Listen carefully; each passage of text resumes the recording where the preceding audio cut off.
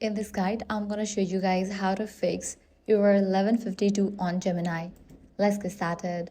First, reload the page for several times. Click on this icon given at the top left. Next up, clear cache and cookies. For that, click on this icon right beside this reload option. Click on cookies and site data. Select the option manage or device site data. Now from here, click on the trash icon for Gemini. Click on done. Now click on reload.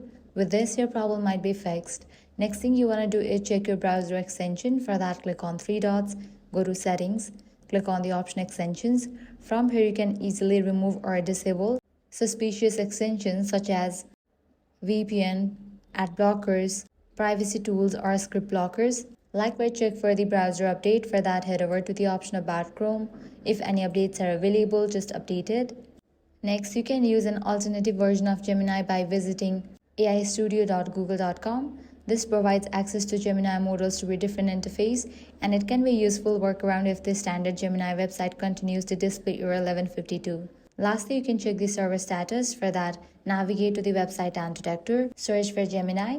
If you found out any outages over here, all you have to do is wait until the problem will be restored from the end. Likewise, if you're experiencing issue in the browser, you can use the Gemini app.